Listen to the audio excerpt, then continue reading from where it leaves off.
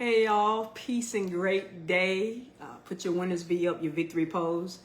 I want to greet you, say peace, and hope you had a great day, an Imago day. Because I should have said peace and great evening, all right? Because it's 9:34 p.m. Eastern Standard Time. That's where I'm from, in that zone. But I hope you had an amazingly great day, an Imago day. And if you did, put your 3 crowns in the comments to represent that you're made in the image and likeness of God. Your body, soul, spirit. Three parts of the human Trinity: Father, Son, Holy Spirit. 3 parts of the Holy Trinity. But my name is Victoria I. Phoenix. I want to say welcome to this special series that I'm doing on Tuesday nights. I can't say every Tuesday night. I can't even say most Tuesday nights, because sometimes God has me in a consecration. He may have me studying. He may have me doing something. But I try to do most Tuesday nights. I do a series. I do something called playing ACES, right? Playing ACES, because I am an ACE escape strategist, an ACE and social trauma escape strategist. I'm the founder and lead trainer for Trauma Training University, which is my company. I do a lot of trainings. Most of them I've written, okay? I do keynotes and I present material based on my books. I'm just helping individuals understand ACEs, or adverse childhood experiences, better, how they affect them and people all around them, and how to, as I say, play those ACEs, how to overcome that, how to use those ACEs to empower you rather than imprison you, which is the subtitle for a book I released in the late 2020, I think, the late 2020, the first part of 2021. I'm going to read a little bit from that. It was 2021, the beginning of 2021, when I released the book, Play Your ACE Before It Plays You, How You Use Social Trauma for Empowerment Rather Than Imprisonment. And it's amazing because tonight I was a part of my first book club with this book. Some ladies have a book club and they chose my book for the month of September, so they invited me. I've done a lot of speakings around this. I do a lot of trainings. I've built trainings around the Play Your ACE book. I reference it a lot when I do lives here, or when I go and speak and train people. But tonight was my first night of being a part of a book club that had studied my book. And I was very excited and very, like I said, proud of those ladies, because a lot of people won't deal with the stuff that's in this book, even though I consider this a light book. It's written in a way where people can digest it, because it's a good bit of my story. I use bits and pieces about celebrities. I use, I think it's really palatable. It's very good. It's an easy read, and it tells people, about the ACEs at play. But tonight, this brings me back to tonight's session. So tonight is the second part of ACEs at Play, which is a special edition of my Playing ACEs series. So on Tuesday nights, for a while, I'm going to be doing what is called ACEs at Play. And I didn't even realize that my book opened up with talking about ACEs at Play. So I'm going to read a little bit from that. But ACEs, if you don't know, ACEs is an acronym that stands for Adverse Childhood Experiences. And it's defined as trauma that happened to an individual between the years of 0 and 18 years of age. That can mean some kind of abuse, mental, physical, verbal, sexual. It could mean dysfunction in the family, alcoholism or drug use in the house, mental illness in the house, neglect, and then they got into deeper ACEs, which are the cultural environments, not just the experiences, but the cultural environments, like growing up in poverty, growing up in racism, growing up where there's communities where there's bad education, there's bad low social capital, all that kind of stuff. And so ACEs, like I said, even though they happen between 0 and 18 years of age, let's say a person was physically abused as a child, but now that they're an adult, those ACEs are still impacting them, which is what I call ACEs at Play. And so this series that I'm doing, I started last week, even though I thought I was going to start with the President Trump, because a lot of people, most people who support him they don't love him. They just like some of the stuff he stands for. So, because I was about to say a lot of people love him, a lot of people hate him. I think some people love him, but most people don't love him. They like what he stands for, or they like it more than what the other side stands for. But a lot of people hate him. A lot of people think they hate him. A lot of people dislike him. But really, I can see, because I have the trained eye now by the Spirit of God, and also by studying and having experience and dealing with this body of work that I've dealt with and traveled the world learning and teaching on it, I can see ACES at Play is what I call them. So ACES at Play is a special edition, a special series. I don't know how many weeks or months it's going to last. One, because it's a lot of different personalities that I'm going to delve into and tell you how ACES probably impacted them and why they're that way or they act that way.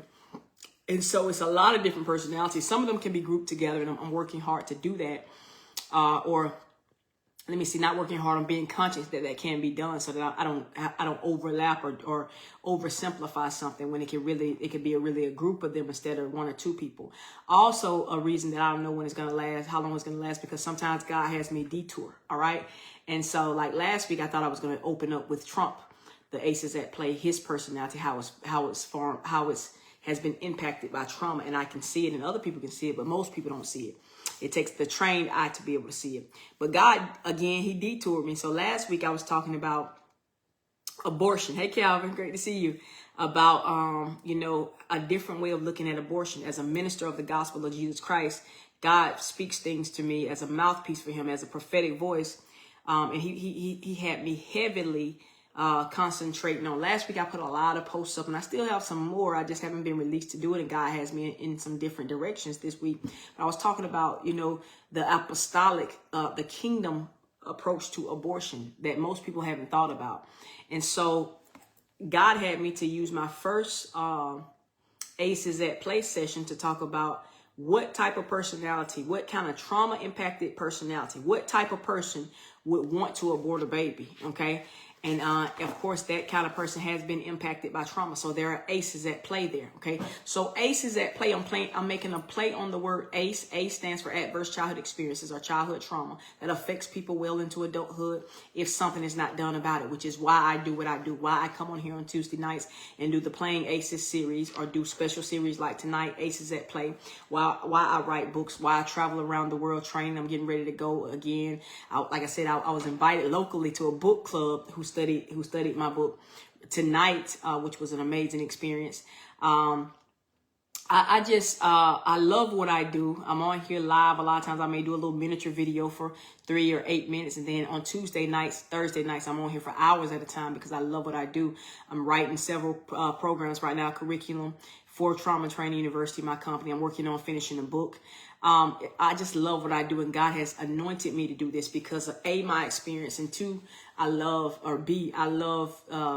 blessed with the gifts of teaching and learning, and I also have a very heavy prophetic gifting on my life, and so I can see things that most people don't see, not just spirit realm, or it is in the spirit realm, but not just stuff that relates to church business, but stuff that, kingdom business, which is us being in our spheres of influence, and mental health and ACEs is one of mine. So I can see things. Like I said, most people don't see that there are ACEs at play in the character or the personality of Donald Trump. A lot of people just say they love to hate him. Like, oh, he's this, he's that. But a lot of people don't realize how his childhood caused that. And so tonight is our second session of Playing ACEs. And it's talking about the different personality types that are trauma impacted, that something happened to this person in that between 0 and 18 years of age. They didn't deal with it, and so it's dealing with them. I say all the time, what we don't deal with will deal with us.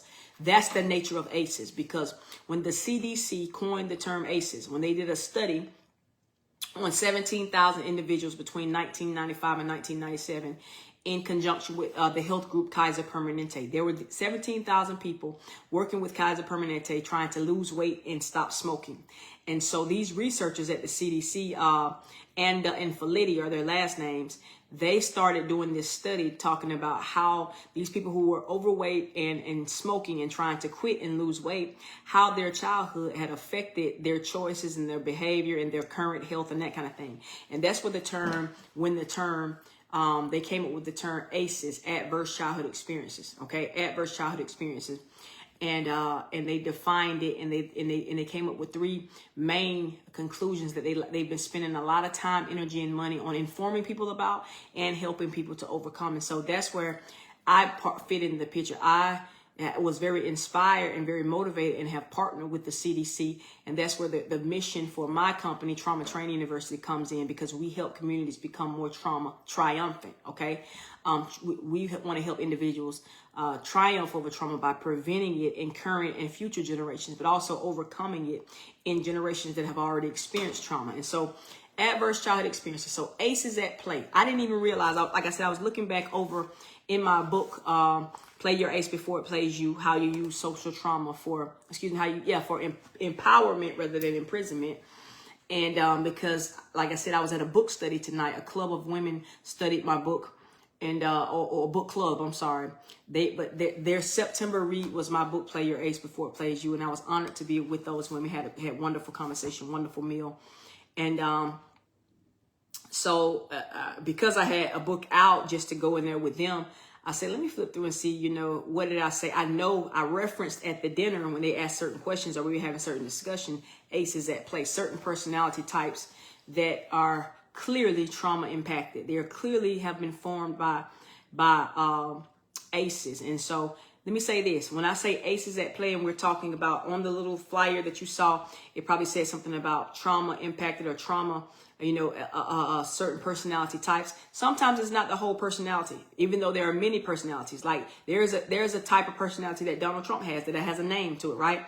The one that I'm talking about tonight that you probably saw on posts that invited you here is the headstrong independent. That's who I used to be. That was my old personality type until, of course, I tapped greater into my imago Dei, my image and likeness of God, that I'm made in his image and his likeness, in the inheritance I have in Christ, to be a son of God and to just be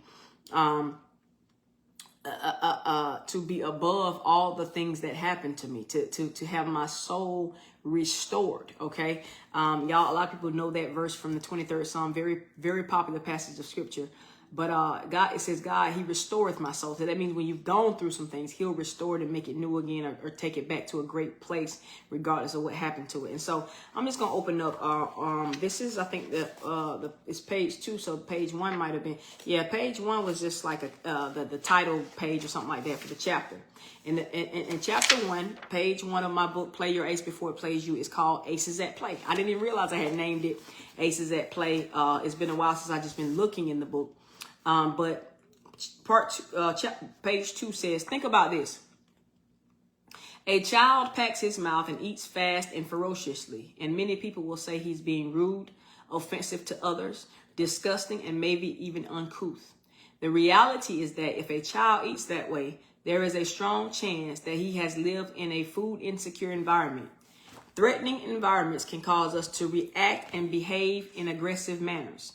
Children who have several siblings and other members of their household, and there's not enough food to go around, sometimes have to fight and or race to make sure they have even a little to eat before someone else grabs it. A child sleeping in class may not be a sign of disrespect or that the teacher is boring, but could be indicative of the fact that the student has a night job to help bear the financial responsibility of his family, or quite possibly he or she had to stay up the previous night to care for younger siblings in the absence of parents. These are only a few examples of how children often get played by ACEs at home, then at school, in the community, workplace, and ultimately everywhere else in life. We must do something about this sad reality. So the next time you are out in the community or at an event and you see a kid scarfing down food and you're tempted to scowl, stop packing your mouth. Maybe ask yourself if you should rather be encouraging, slow down and enjoy your food. There's plenty more food if you like more. As a matter of fact, let me fix you a bag or a box to take home. All right.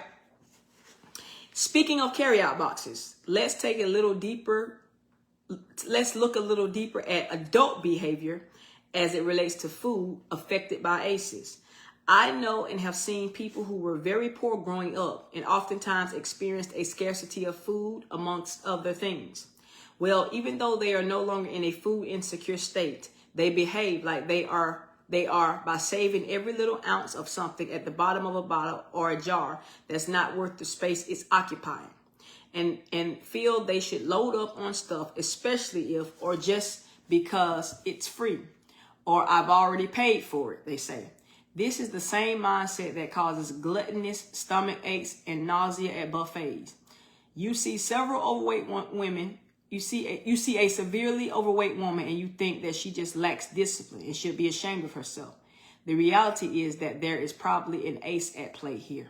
Okay. A young man spends his money frivolously, and I'm skipping around, and is very flashy. You think that he is arrogant and destined to be poor because of his overconsumption rather than saving and investing. The reality is that there's an ACE at play here. All right. And so I can keep going on and on, right? So like I said, it could be a certain behavior, or it can be that person's whole personality where there's an ACE at play. You think that let me say this. So my goals, and I thank God, because one of the questions, which it wasn't one of the little slips of paper that they had prepared to, and they pulled it out of a little bag, and everybody asked a random question about, or they were asked that they had to answer the question that was on the paper about, in relation to my book, which is what they read for September. But this one's kind of off script. This person just wanted to know. She said, well, what do you expect the reader, what did you want your audience or your reader to take away from this book? Play Your ACE Before It Plays You, How You Use Social Trauma for Empowerment Rather Than Imprisonment. And so she said, what did you expect readers to take, or what did you want readers to take away? I said, first of all, my first goal is very similar to the CDC, for people to realize that ACEs, or childhood trauma, is very common. Like most people know many people, including the person sitting in their chair right now, okay, or in your chair right now, which means you know several people who have been affected by ACEs. Okay, based on the CDC's test statistic, 2 out of 3 people, which is really higher than that. Okay, so ACEs are very common, and they affect people not just during childhood, but all the way through their lifetime. And a lot of times, those how they affect people is negative. It's physical health issues, mental health issues, relationship issues, all types of things, right? And a lot of people never realize, but when you explain it to them, like, that makes perfect sense. So that's one of the goals that I wanted people to take away from this book, is that trauma is very common. It's something that has been dealing with you. You haven't dealt with it because you didn't even know it was there. And several people talked about it tonight at the book club meeting. So people can realize that it's a real something, and it's something that, and then also the second aim for my book, which is, this is not really about the book, but I think it's appropriate here. The second thing I wanted readers to take away from this book is that you can play ACEs and win the game. What am I saying there? You can have it. You can, like myself, experience ACEs. You can have multiple ACEs. You can have a high ACE score, which is that tells how impacted you've been by childhood trauma. You can have a high ACE score and still live a great life. You can live to tell the story that you overcame, and you're helping other people overcome. So I'm grateful to God for what He brought me through and how He brought me through it, clean as a whistle, and I'm glad and I'm whole, and I can help other people. And because of that, He's empowered me to help other people. So my sessions, playing ACEs on a regular Tuesday night, or the series that we're in now, ACEs at Play, my goal is to help people understand again how common ACEs or trauma is, and how people are impacted by it. They don't even know personally, or people that they don't know why this person has this certain behavior or this personality type. And then, so to know that there are ACEs at play, there are things that are going on that you don't necessarily have control over, because this stuff happened to you. You have to deal with it though, or it will continue to deal with you. So helping people understand that there are ACEs, that childhood trauma, ACEs are real, and they do affect people into adulthood, and many times negative.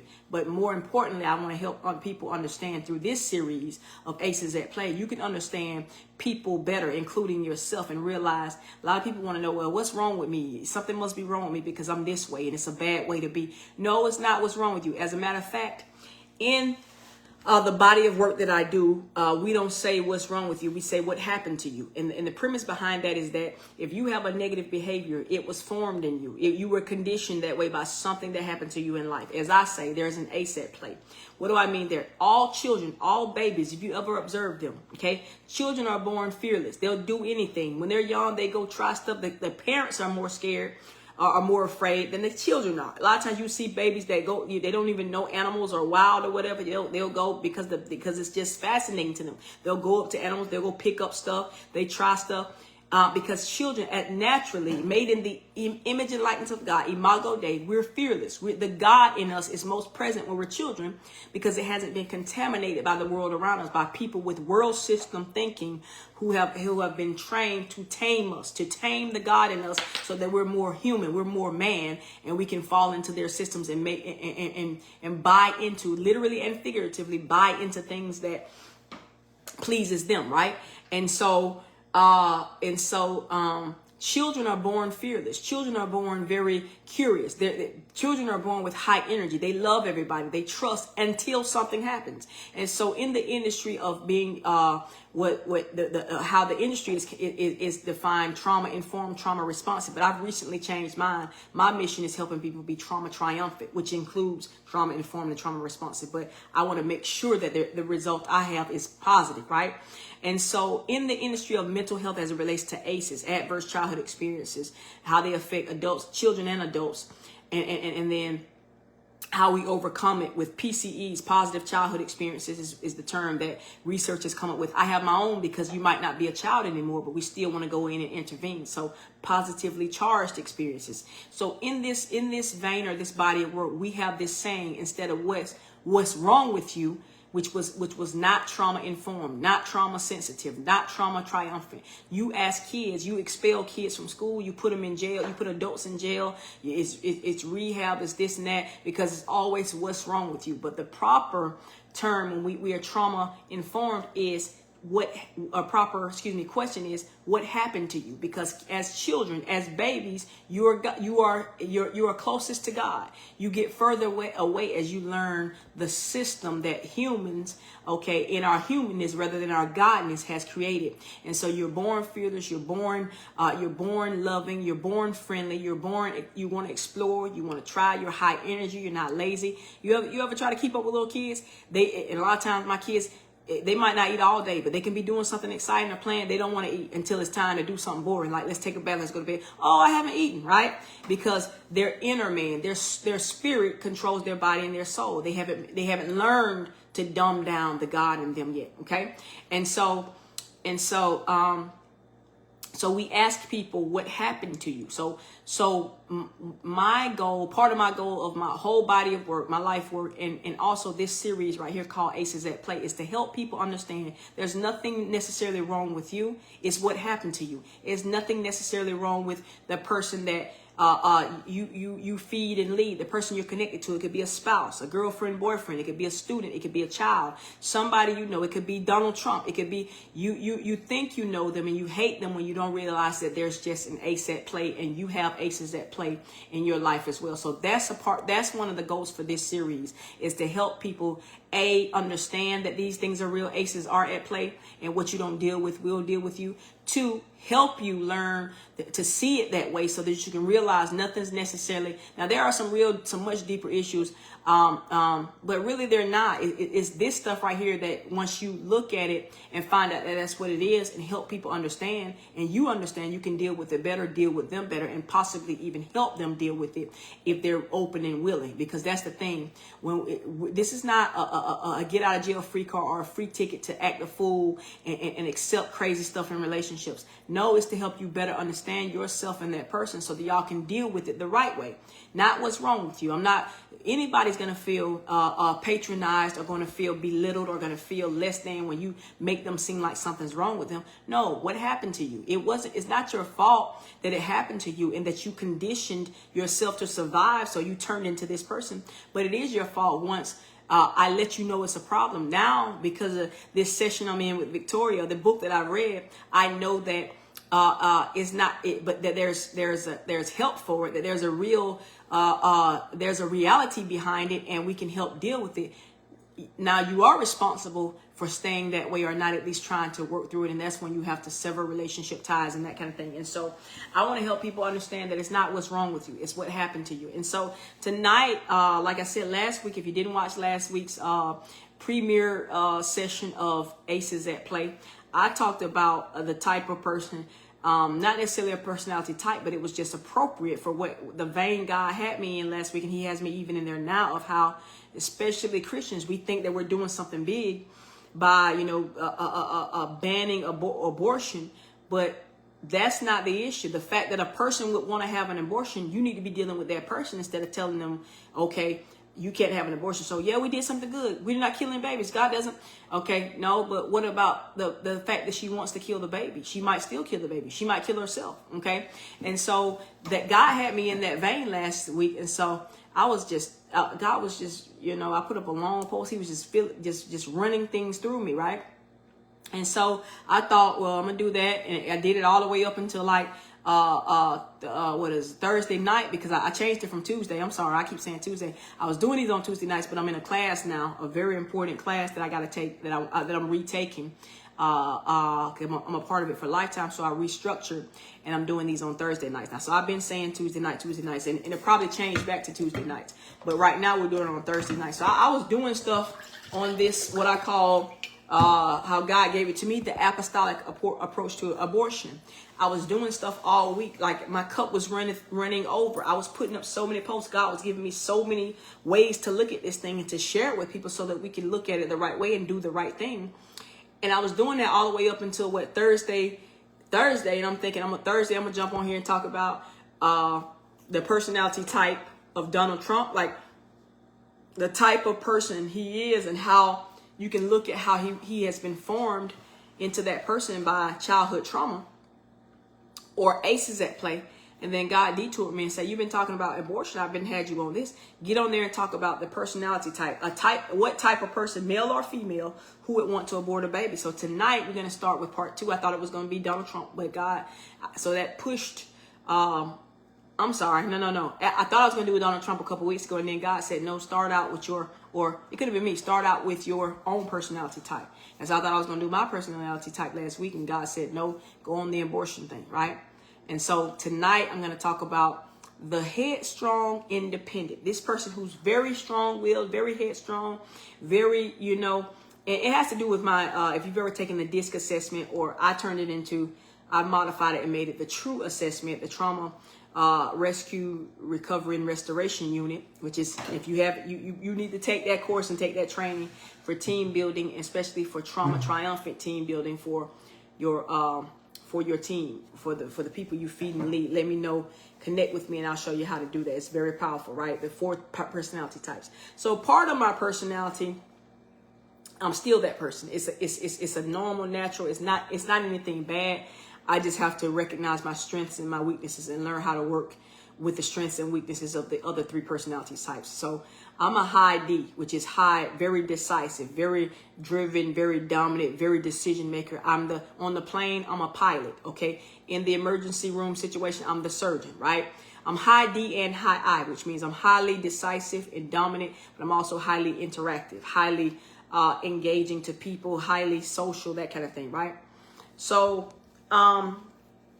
what I'm talking about tonight is part of that is my natural personality type. But then following into that were some personality flaws, a personality type that was trauma impacted. There was an ACES at play.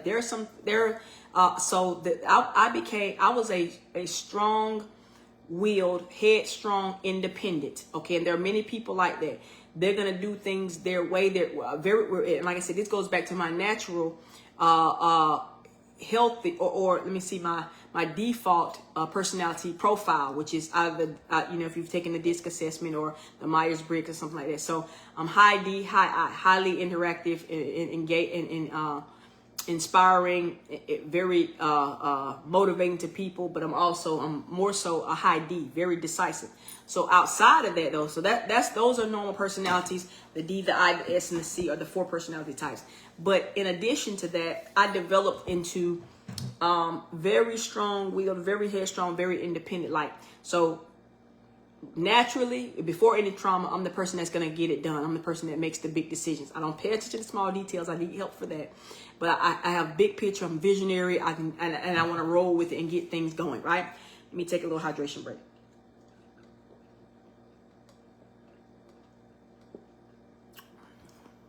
Then several years ago, I started studying ACEs, adverse childhood experiences and other traumas.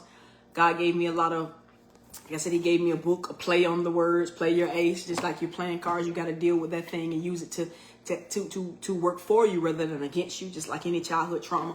And so God gave me that body of work. It's amazing, you know, how he's had me to put it together and to word it and to structure it and create courses and do all types of things. And he gives me more and more revelation on it every day. And so as I say a lot, I had my ACES glasses on, which I have them on all the time now, because I know I'm called to do this and I know I have special insight to do it. And so a few years ago, I realized that, a part of my personality was causing some problems for me, even though I was very driven, had achieved a lot, very successful in many, by many measurements. Okay. Compared to most people. Not the average at all, not even above average, but just kind of exceptionally well on some things, right? And just most people thought I was very successful, and I mean, I thought I was very successful, did very well, very happy life, very joyful life, accomplished, doing a lot of things, helping a lot of people. But I realized some opportunities that I had missed out on because of this personality flaw. And then when at the same time, God showed me that it was trauma impacted. There was an ACE at play. That you're teaching on all this stuff, and it's a good thing because you can heal while you're still healing, right?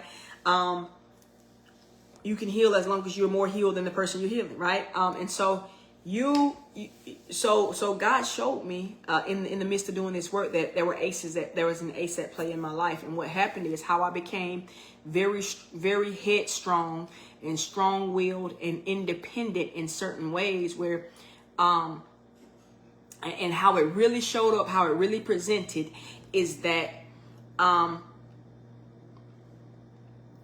with people in authority over me, okay, I oftentimes challenge them in the wrong way or unnecessarily, trying to prove a point, trying to prove that, you know, I'm just as good as you or better, or I can get it done without you, or you're probably jealous of me or intimidated by me, or you're trying to hold me back.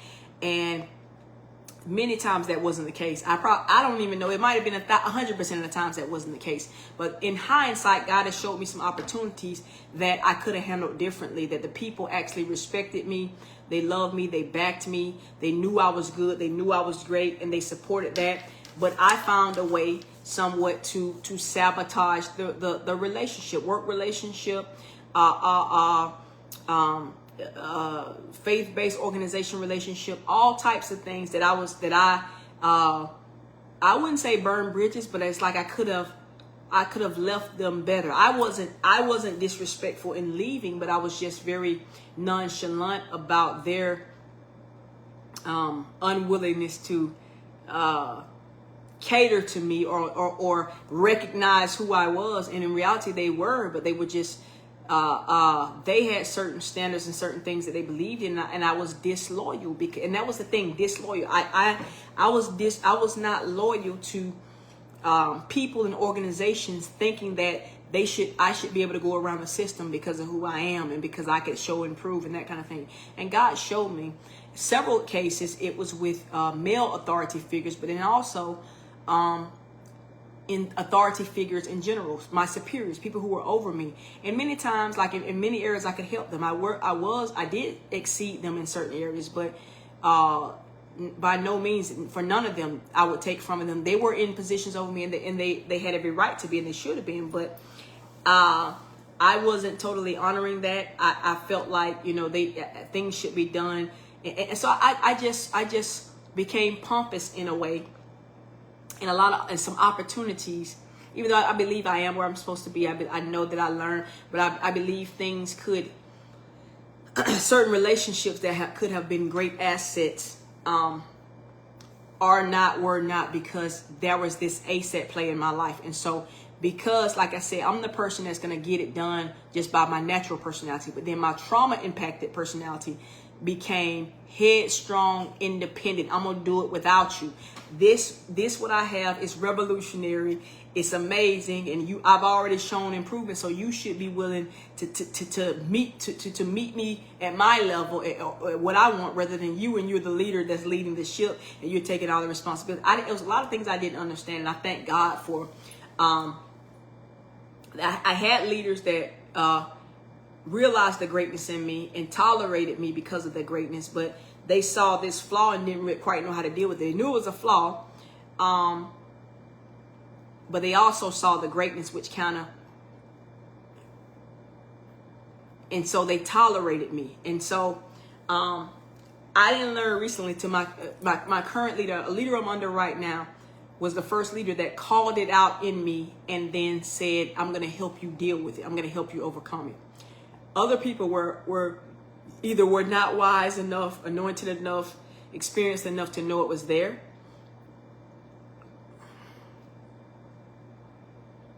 Or they didn't know how to deal with it. They didn't know how to minister to it. They didn't know how to help me through it. Others, they just didn't have what it took to deal with it, but they knew the value of me, so they wanted to keep me around. And so, but recently, following this guy, I thought I had his book around me, Dr. Mike Murdoch. He's the wisdom teacher. He's a minister, very powerful man. He's known as the wisdom teacher. Very, very, very wise. Has written so many books, has ministered to. He's just powerful. A lot of the major people, especially if you're in ministry, you study men and women of God. A lot of major people have some of their great foundations in him. He's the wisdom teacher, Dr. Mike Murdoch, right? So God brought me across his path years and years ago. I was very young, like late night, years ago. And he said something to me. He made an impression on me. I didn't immediately start following him then, but he said a few things that night, and they stuck with me even to this day, and it changed the way I saw things. And I don't think I ever read any of his book then or anything. I didn't follow him. I wasn't ready yet then, I guess. But recently, in the last few months, God brought me back across him, and it was definitely on time. Holy Spirit brought me back in that time. But I was watching a bunch of his stuff a few weeks ago, a couple months ago, and he said something that I knew exactly. Somebody, my current leader, referenced it one day in talking to me and meeting with me. I think it may have been the first meeting or second meeting I had with him before I joined the church, or right when I joined the church. I wanted to meet with him, discuss some things, whatever. And so he said something to me during one of those meetings, and I appreciated it. And I knew he knew in the spirit. He knew me by the spirit. He knew exactly who I am. He knew a flaw in my character that had been keeping me back. Okay. He knew a flaw in my character that had been keeping me back. So I know to this day that he's my leader. I know that God called us to be together. But he said something in there. And like I said, this is the first time I've been under a leader that called this out. A leader as in my church leader, that saw this in me, called me on it and said, hey, listen, this is what you're dealing with. I'm calling it an ACES play. He didn't know why, but he knew that this is what I was dealing with, this personality flaw I had. He said, and this is what's going to happen. He said, I can help you here. Or he said, I can tolerate you because you don't want to change. I can tolerate you because, it's a church. I guess you can't turn anybody away. He said, I can tolerate you. Or you can humble yourself and I can train you and help you, right? Or you can go somewhere else and it's gonna follow you because it's you, right? And I knew right then he knew exactly what it was. And it's something I had been questioning for a while. Like, why does this always happen? Why do I know I'm God's girl in the bag of pearls. I know that I have it. I know, and I know that there's greatness on the inside of me. I've done great things, but I know I could be greater. And I'm like, why does, there's certain things, always work out a certain way. But he called it out. He didn't say, it was trauma impacted or anything like that. But it stood out to me because, like I said, he was the first person that called it out, said, I can help you, or you can leave and it's going to stay the same. Or, I can tolerate you. I can just let you sit here and you can take whatever you want. But, you're not going to be your best or blessed self here, right? If you don't deal with it. And so recently when I was going back over some material from Dr. Mike Murdoch, the wisdom teacher, he said something. I said, that's where he got that from. He didn't use this terminology, but this is what he said. He said, Dr. Mike Murdock says, when it comes to people that you lead or people that follow you, okay, he said you can, and there's an issue or there's something. When it comes to people that follow you or that serve you, he said, and there's an issue. Either you can tolerate them, which means just let them stay, don't say anything about it, don't try to help them, just kind of tolerate them, train them, which means you want to deal with them because you see value in them, you see how great they can be, you want to keep them around, okay, or you can terminate the relationship. So when I heard that from Dr. Mike Murdock, I knew that's where my leader got that from, my pastor got that from, when he said, you know what, this is what you're dealing with, you can calm down, humble yourself, and I can teach you and train you, and you're going to be better for it, because you're great, you have lots of assets, you got lots of potential. Or you can leave and go somewhere else, and it'll be the same thing. And I'm not a church hopper or anything like that. Or you can just stay here and I'll tolerate you. So I knew that when I came across this material from Dr. Mike Murdock a couple of months ago, I was like, this is exactly what he was talking about. And I knew, again, it just made me even grateful for my relationship with my pastor and how God brought us together, because not everybody was able to see the flaw in me and also be willing to call it out. Some people just wanted to tolerate me and not call me out because they knew my level, what I brought to the table, and they didn't want to agitate me or aggravate. But a real leader is going to confront it, right?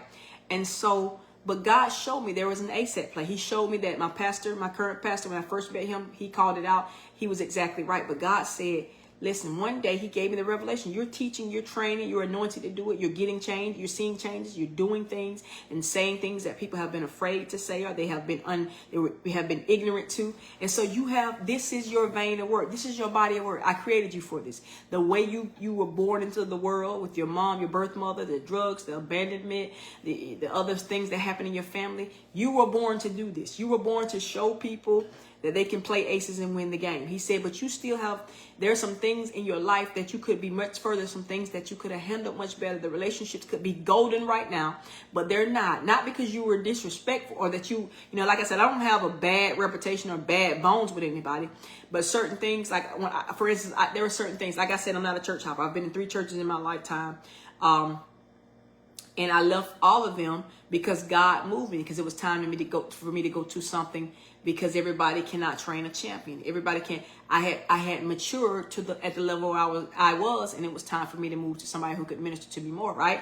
And so, but for some reason, I'm like, these men of God, they honored me and they knew what was in me, and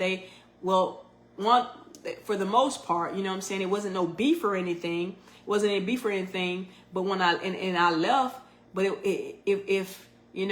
when I left, there was an issue. Like, they didn't want to let me go, but I knew it was my time. I knew between me and God, so they should have known as well. But I guess my reluctance or my failure to go and talk to them and see, and not, I did talk to them, but to see things their way, or to be more, I guess, humble about my leaving, not apologetic, but and not even places where all of them I left because it was time for me to move on, but to demand certain things, or to expect people to be disloyal to their systems and their standards for me, when in that sense I was really wrong. With me becoming headstrong and independent, I'm like, well, I'll just do it without you. And God said, this is where that came from, Victoria. There's an ACES play in your life right now that's causing you to have issues with authority, that's causing you not to properly honor authority. People who have paid their dues to be over you, even though you're stronger than them in certain places, and they value that, and you could help them and they could help you get greater places. You don't truly honor authority and people over you the way you should. And he said, because there's an ACES play. Because when you were growing up, people in authority that you trusted ended up failing you consistently. People, like for instance, like I said, when my aunt, one of my aunts took me home from the hospital as a baby when I was born, because my birth mother, God rest her soul, she was heavily, she was using heavy drugs then. By that time, even the whole time she was with me, she wrote a letter to me while she was in prison saying, when I was later on and I was older, said, I prayed the whole time that I carried you, because I was doing drugs the whole time.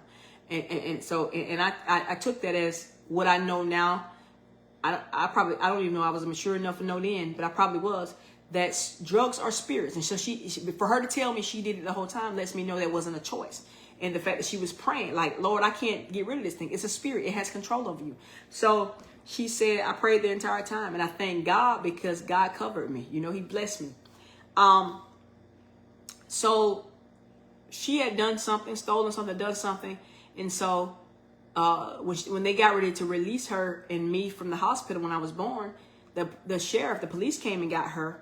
And my aunt took me home, and my aunt proceeded, she and her husband, to try to adopt me, because my mom was really strung out then, shooting heroin, crack, whatever, just strung out very bad, right? She was on her 4th child, about 21 years old, addicted to hard drugs, just in the streets, all types of things, just lost. She had given 2 kids away already for adoption, and then she had my oldest sister still left that was what she considered old enough to take care of herself. 6 or 7 years old, she was leaving her at home to take care of my grandfather and that kind of thing. And so she was, there's many aces at play there. She was all over the place, strung out. So my aunt, who took me from the hospital when they took my mother to jail when I was born, my mom took my mom to jail. She started raising me with her husband and her 2 sons, and they got in the process of adopting me. During that time, her husband got killed in a car crash, and it was devastating to her. And so crack was the big thing then. A lot of my family members were party animals. They dressed good. They partied good, but they were handling business. They were not, until crack came on the scene. A lot of people, I guess, thought it was a recreational drug. And the fact that my aunt, like I said, she had lost her husband. So she said she was in a numb spot. She was really hurt. So in the process of adopting me, her husband died, and she got strung out on crack as well. And so I had learned to trust her and call her mom. And then she disappointed me, because she put us in some very compromising, some very unsafe, some situations I think about to this day. And I pray, that no kid has to go through that thing. As a matter of fact, one of my quotes that I put in the book, Play Your Ace, and I open up a lot of my keynotes with it, is, as a girl, I saw things no child should ever see.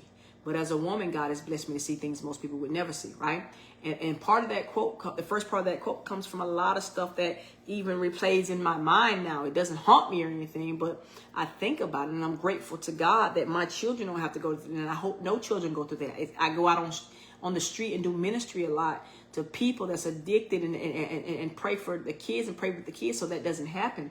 So, but my aunt, who I had learned to love and call mom, how I grew up calling mom. I never knew my mama as a mama until I got a little older, when she would come around and tell me she was my mom. Okay, I didn't know her as a mama.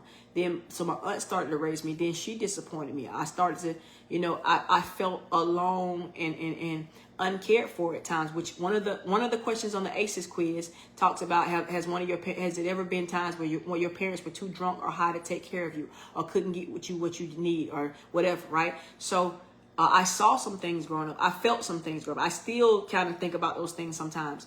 But so she let me down, and she disappointed me. Okay, she hurt my heart.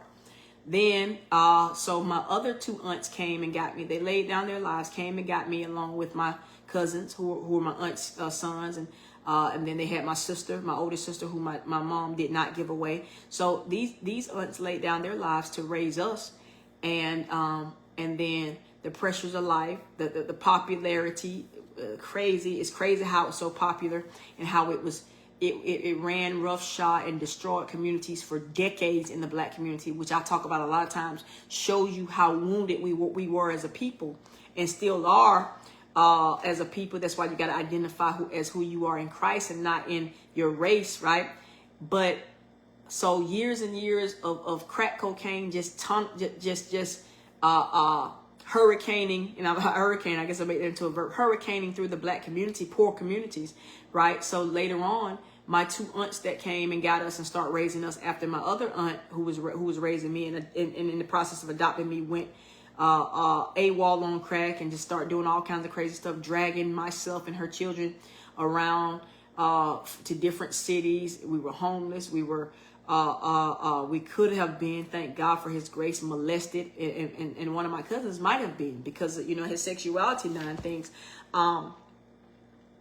Not having food, home, just crazy stuff. And then so she overdosed one day somewhere in a somewhere getting high. We hadn't seen her for a while anyway. It was just us. We were young. I could have been like 5 or 6, and that means her sons were 12 and 14 or something like that. We're in a big city. We don't see her for. We're living with a guy we barely know because he's the maintenance man in the apartment where her friend was staying, where we went to live with her, and then got kicked out, of course, because of my aunt's drug habit. So she's dating the maintenance guy for the apartment. We ended up moving with him. He could have been anything. He could have been a pedophile. He could have been crazy, which he was kind of crazy. But for a long time, sometimes we didn't see her for days, weeks, or whatever, because she was strung out on crack cocaine before he got strung out, right? And so we saw some things. Sometimes we didn't eat. I don't even remember if how much we went to school. It was just crazy, right? And then one day or whatever, she overdosed. She was somewhere getting high, and she went into cardiac arrest, which I said a lot of times I like to talk to people who worked in the ER, in the hospital in the 80s.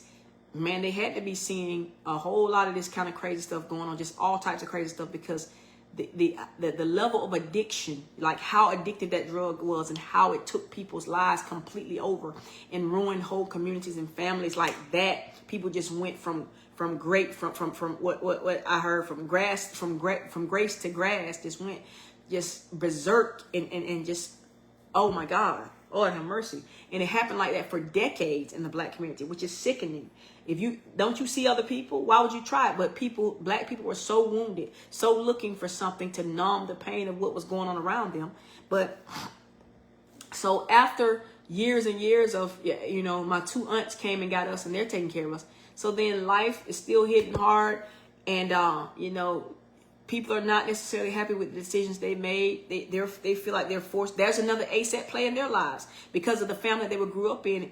It's like everything for the family. You always got to be there for their family. So they put their dreams on hold, and now they feel miserable because they're raising somebody else's kids. Life is getting harder. They're not, and they're not tapped into the main thing that is going to help you is God. And so one of my aunts, who was like my favorite aunt, who was because my other aunt who was raising us, I consider her mom now because she was stable to me. The other aunt I stopped calling her mom, and so then my other 2 aunts, one of them got strung out on cocaine, and then it was like she disappointed me, and my life just got upset again, and it was just so, and I can keep going and keep going. Then my father figure, who was a very good father figure, he was engaged to my aunt, the only aunt that stayed free from this and who held it down, who's the matriarch of the family. She had a man that was deeply in love with her. It was, an uncommon love story. I write a little bit about it in this book. It's like one of the greatest love stories I've ever seen. It was right in my life. I could see it, I was a part of it. And so he, after, decades of trying to be with this woman, and she's more in tune with her family who's being destroyed by crack cocaine and trying to destroy her too. She stayed strong, but really she let it sabotage her life by trying to be there for her children, and for her sisters and their children, that kind of stuff. Trying to be, I did a series a couple of months ago on the overcoming the trauma of family guilt. Feeling like, because of what my granddaddy installed in her, and because she grew up without a mother, and she was the mother figure. I talk about her in the book. That's another ACES play personality we're going to talk about. But she felt like it was her burden to take care of the family, and because of that, she forfeited a man and a life that could have been unimaginable. It was the time he was there, like he did things for her, he helped her. She was an outgoing person and had a lot going for her. She had a good personality, and she had, she dressed, my granddaddy dressed, so she was a stylish woman, but just broadening her horizons, and somebody who was educated and really, really, really loved her. Like, if I told y'all this story, it's an amazing love story, the sacrifices he made for her.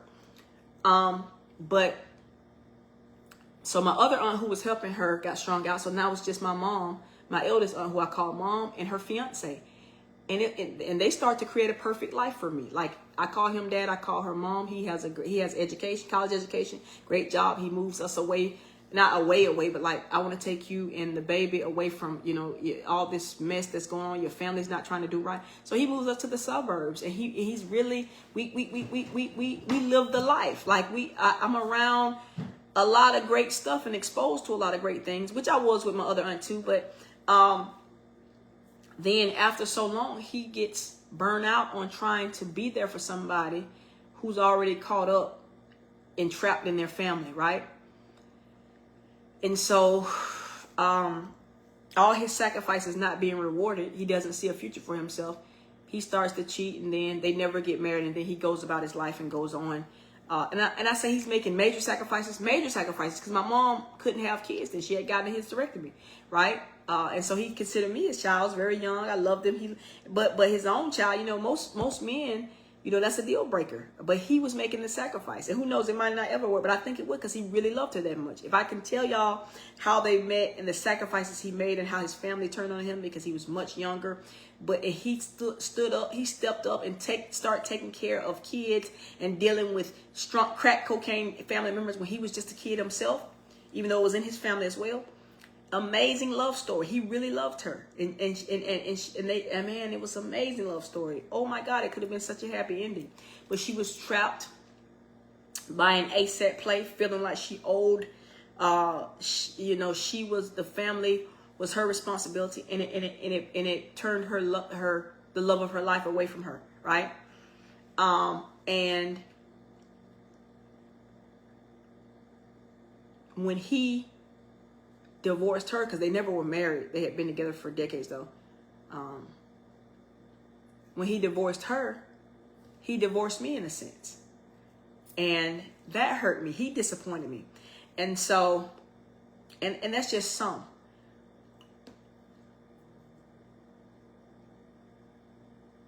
And then I always thought that I really didn't care about, you know, my natural father not knowing who he was. Some people say that my mom didn't even know who he was because she was so strung out and doing everything with anybody and everybody at that time.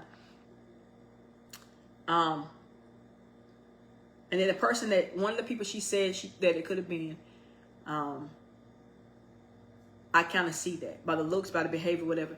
And so when I'm grown and successful and have been, I'm a 10-year teacher with, you know, making a great salary, traveling the world, you know, saving myself for marriage, attractive young lady, but saving myself for marriage, leader in my community, written books, traveling the world, helping children travel, doing all kinds of things. I'm grown then, like in my late 20s or early 30s. I saw him at a football game, and I'm like, yeah, he does. I do look like him. And I approach him and ask him, you know, tell him who I am and say, it like, yeah, I probably would, you know, call me, you know, and then he avoids me, you know, after that. And so that kind of did something to me, even though I said I never needed him and I was successful without him.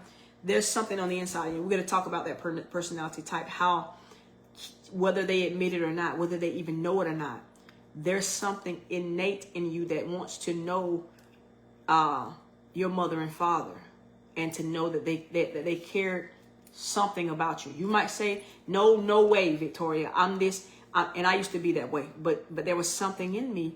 So all the disappointments, especially with like my father figure, my uncle, who really I call dad, who was my only dad, real dad, who was a good dad.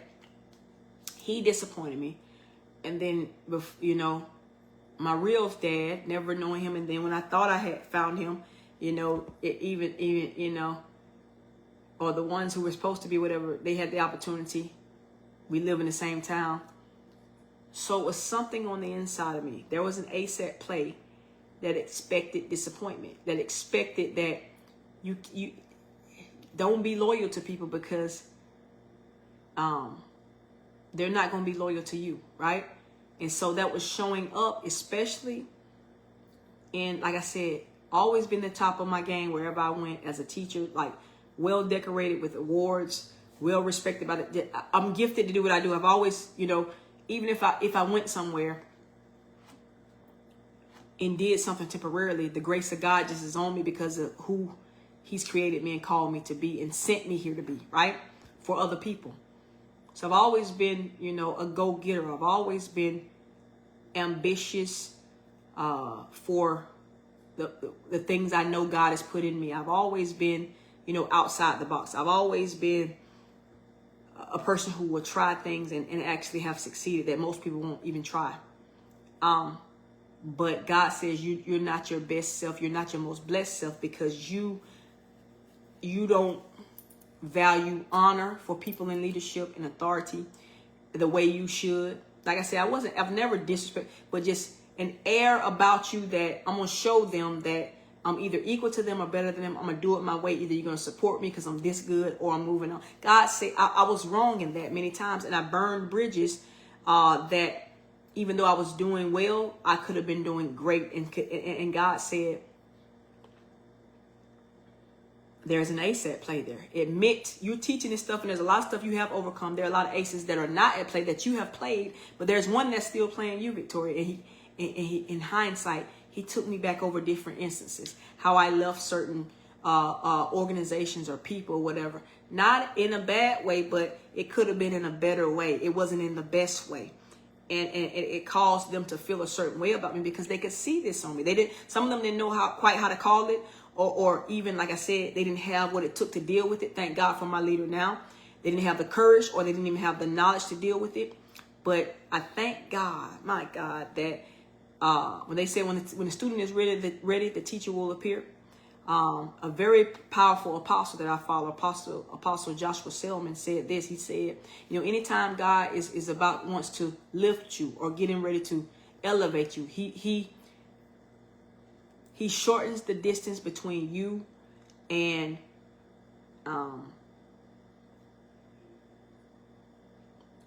you and light, you and a person that carries light, you and you know, powerful men and women of God.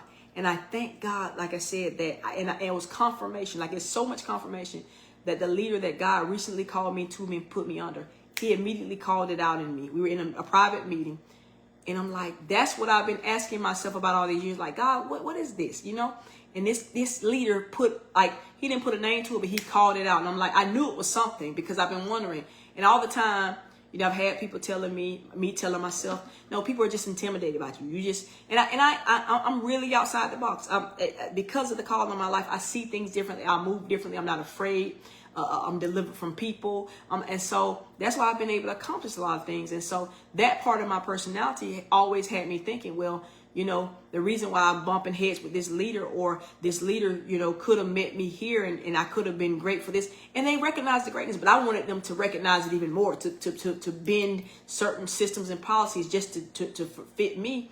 And God says there's an ACE at play there because you've been disappointed by people who are in leadership in your life, because of the people falling, you know, who were supposed to, you trusted in them, you shifted and moved from one person to another as different people were being picked off by crack cocaine in your family, and every one of them disappointed you. So you learn to expect disappointment from people in leadership, and then especially male leaders. And so you have this chip on your shoulder that you're great, Victoria, you're good, you're great, but you can be undeniably phenomenal at the top if you learn how to honor people through relationship who are above you.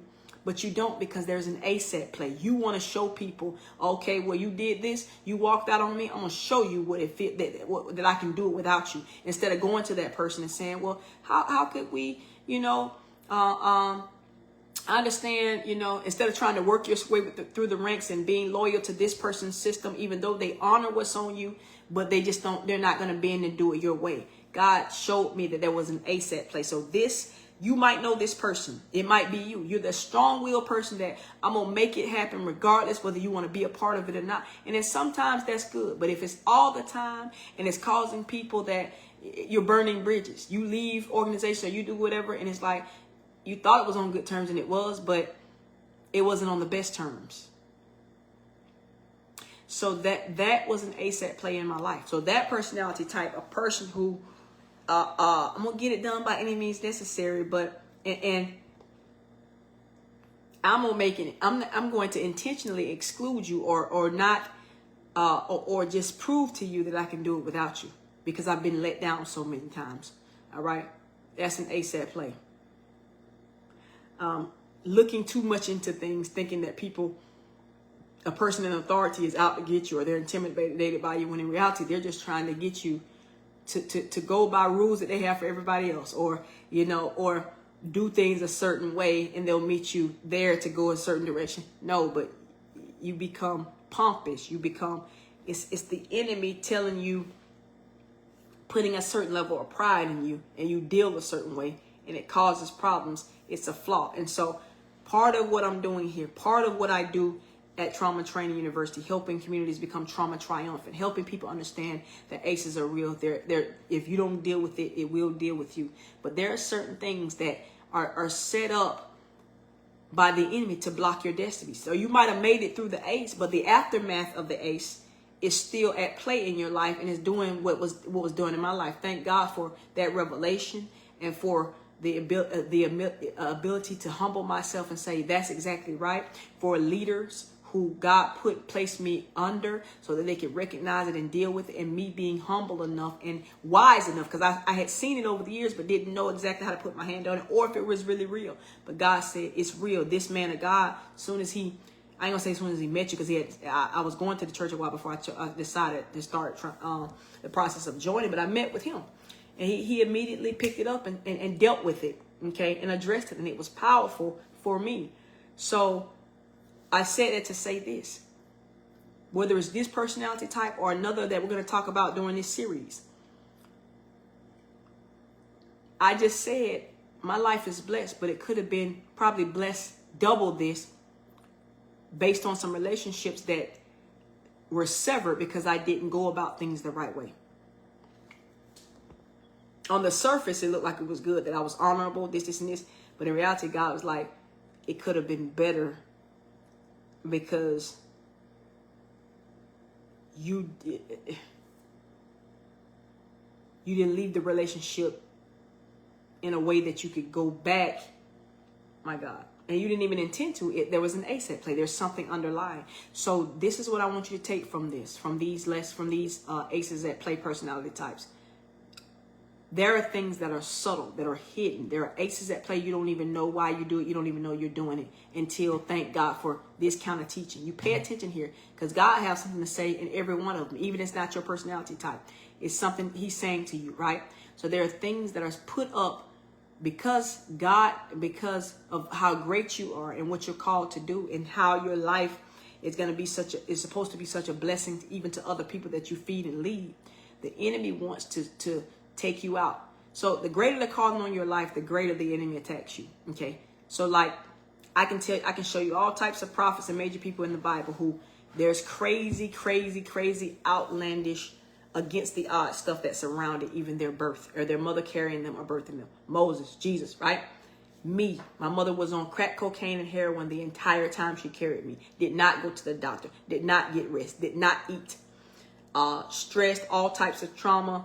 Trauma can be passed down through the womb, all that, but God blessed me and brought me out above it all. And I'm not a cat, but at the top of the litter, if you know what that means, of all my brothers and sisters. God, but from that point on, a lot of people, I saw a lot of things that were meant to destroy me. I experienced a lot of things that were meant to destroy me, because God, the enemy, knows what's in my life, on my life, and in my life for so many people. Millions of people, even millions of people. Same thing with Moses, millions of people. It's even greater than that, because we're still reading about Moses today. When I leave here, the work that I leave here, my books and courses and stuff like that, and what I'll teach my children, and the enemy knows what's in you and who it's for.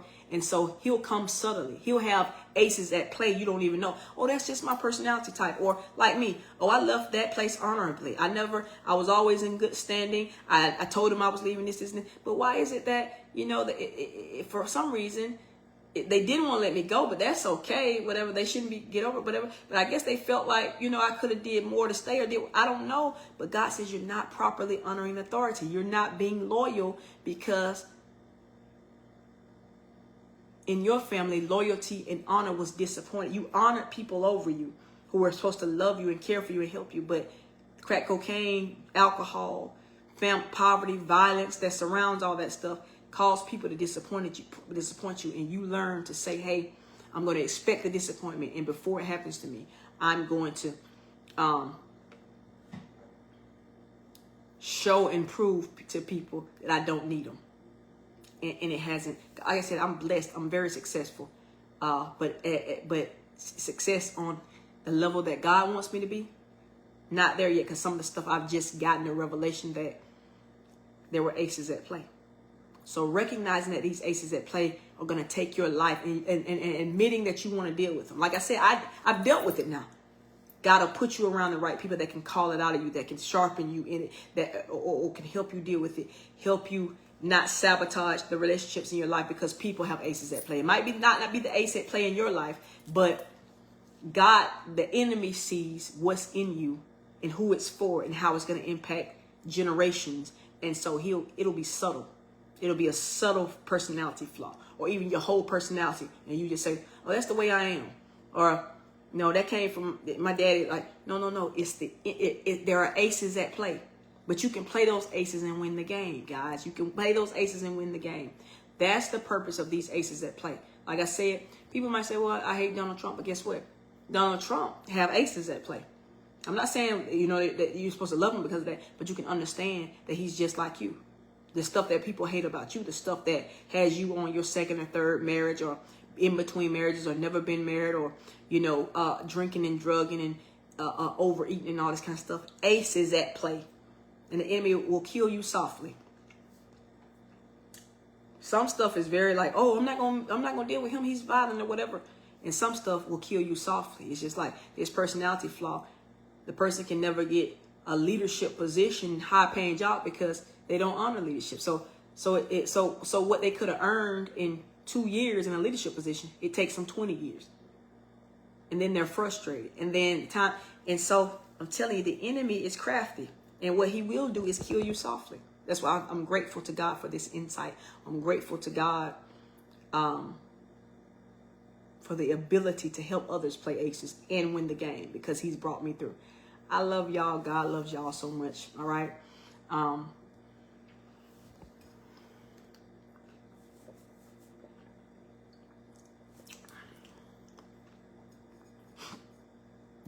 I want to do some reading, and so I'm not going to, I think I've said everything I'm supposed to say. Holy Spirit, I hope you let me say everything I'm supposed to say.